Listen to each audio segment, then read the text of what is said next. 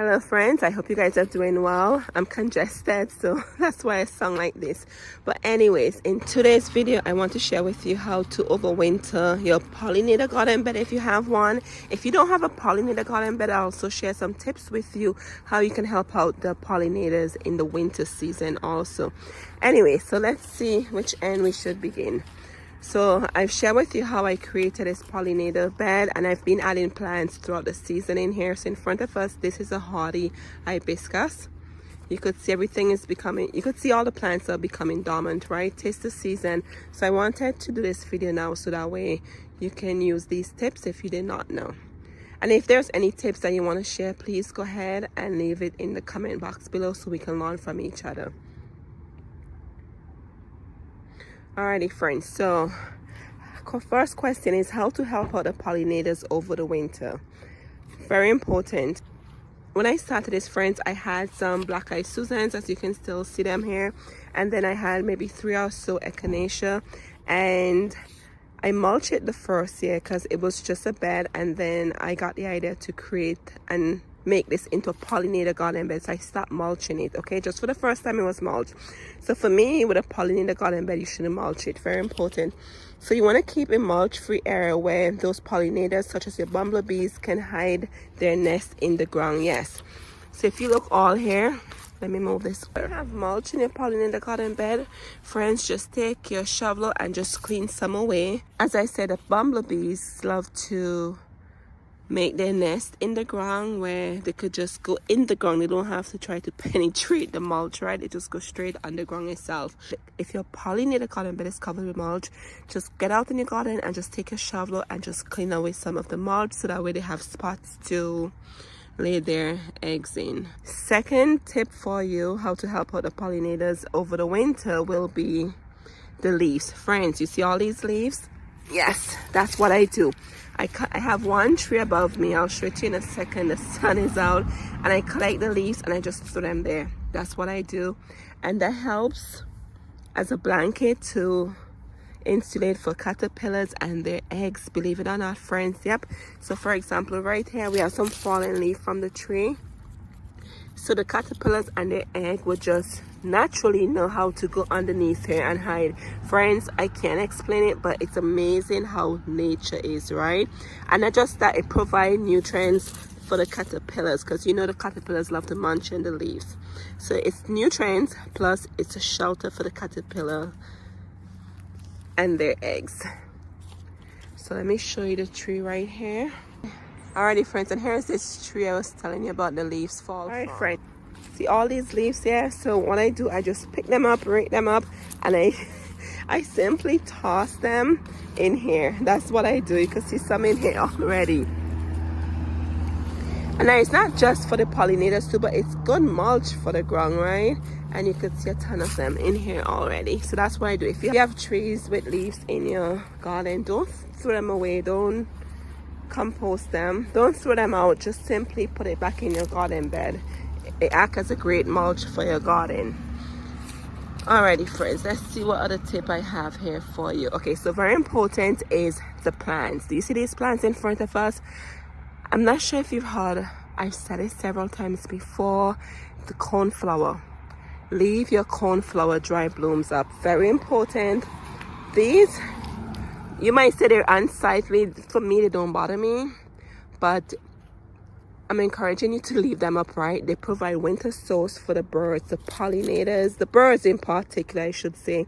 They love eating on your cornflower head because that's their winter source food. So think about it. Everything have died back to the ground, right? So friends, think about it. It's winter.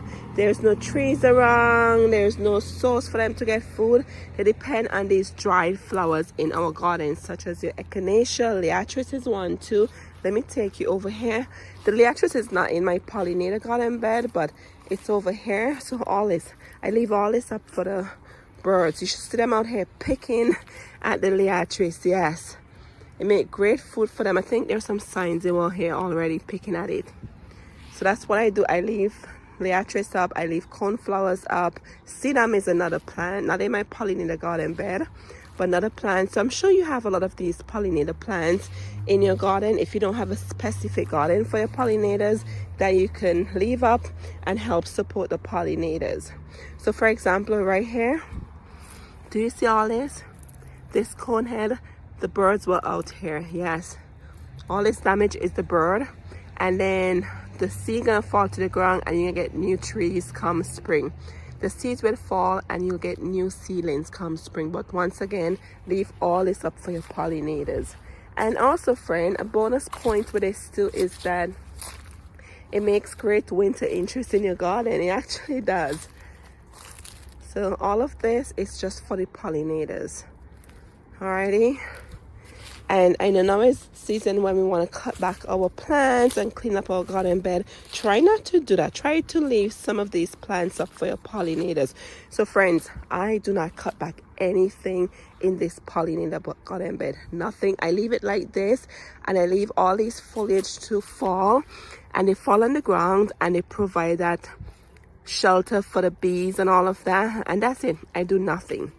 And then when spring comes, not as soon as spring comes, but when spring comes and I start to see green coming from the plants at the base of the plant, you will see the green coming up. Then I would come in and I will clean up all this dry foliage. Remember, give it a chance for the green to come up before you start to clean up your beds, especially if you have a pollinator garden bed or you have pollinator plants in your garden. Don't be in a hurry to clean them up. And then in front of us, friends, this is a butterfly weed. Yes, this is great for the monarchs. And right here, friends, if you've never seen this before, this is a seed pod. So I'm going to leave it alone. It's still green, halfway ripe from feeling it.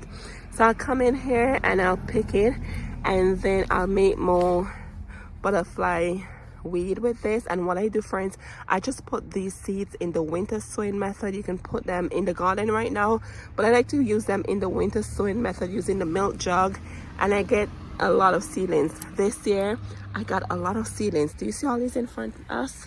Yep, these are new seedlings I got from doing the method, and I have some in the hummingbird garden bed too. I even shared with people who wanted seeds.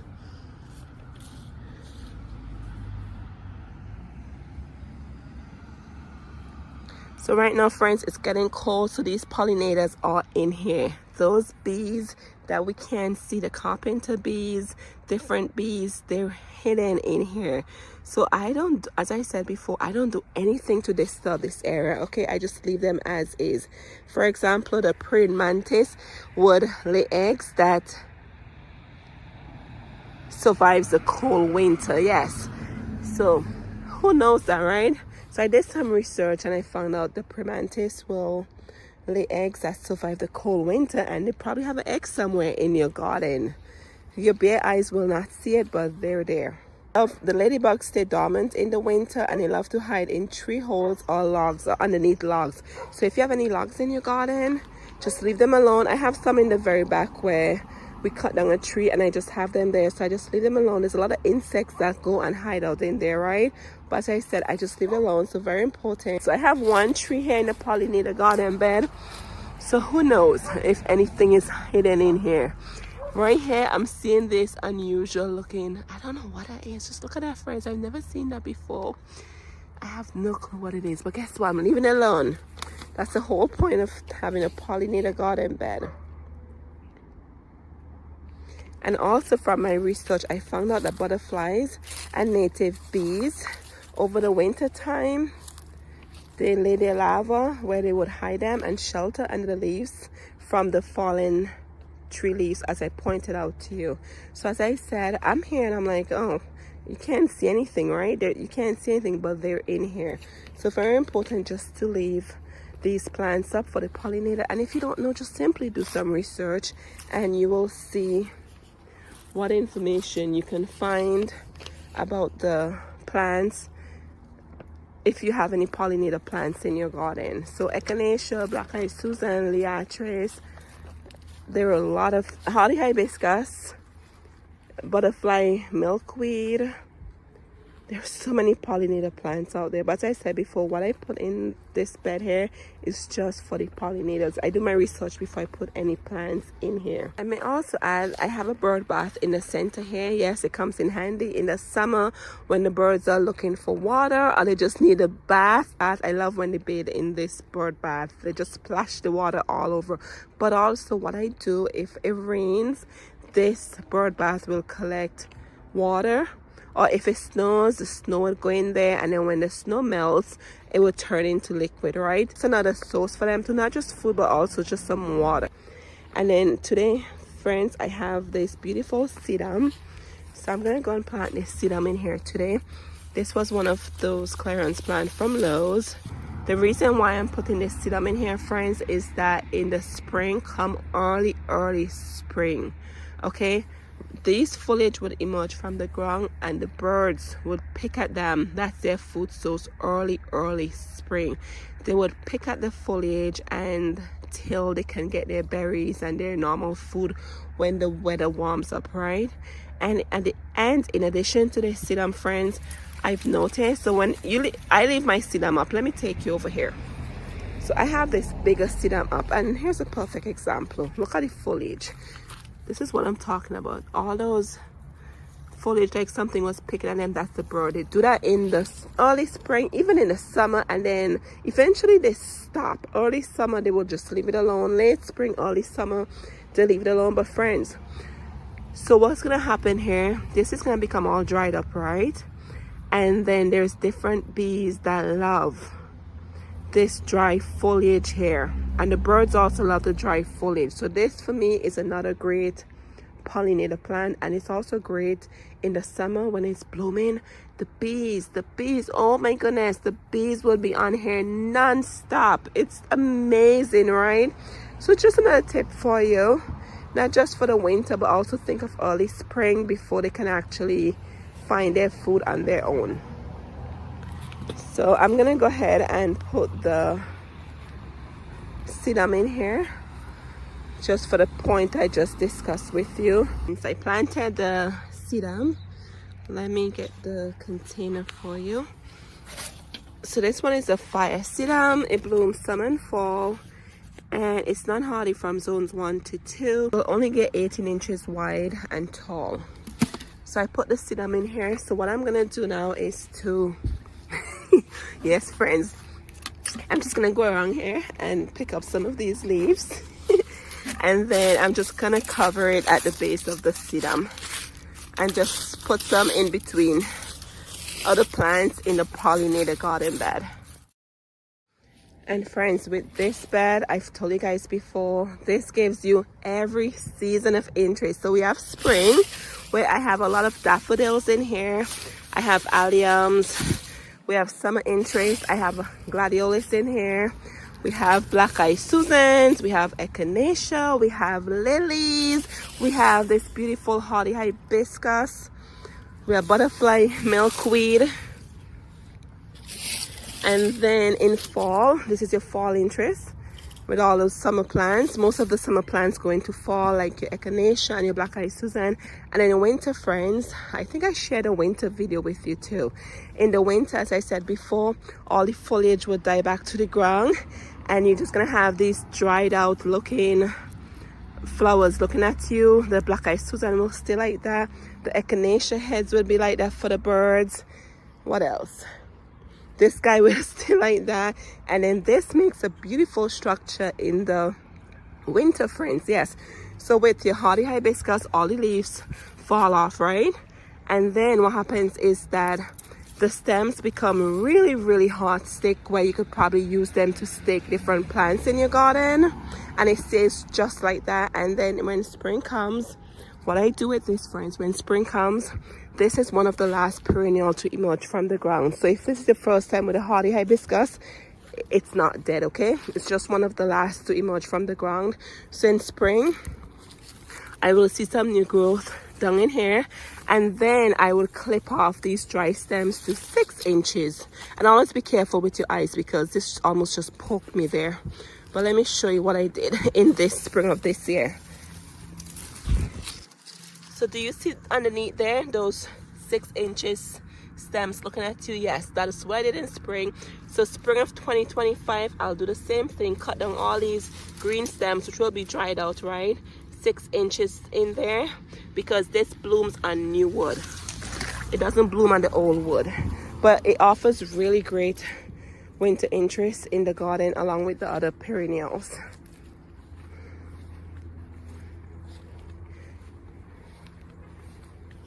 And then over here we have a spirea. This will give beautiful spring interest also, and the pollinators love the blooms on here. That's why I put a spirea in here. The bees, the butterfly, they love the blooms on the spirea. Absolutely gorgeous.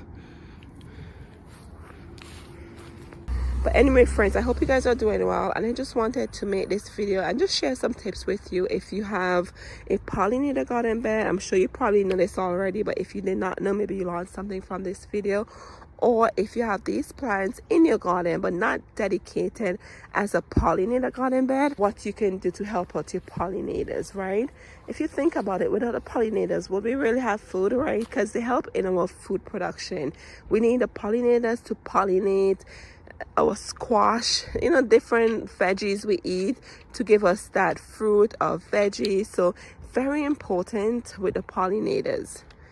Anyway, friends, I hope you enjoyed this video, and leave me a comment down below. What do you do to help out the pollinators over the winter time? All right, thank you guys so much as always, and I hope you guys are doing well, and I'll see you in the next one. Cheers.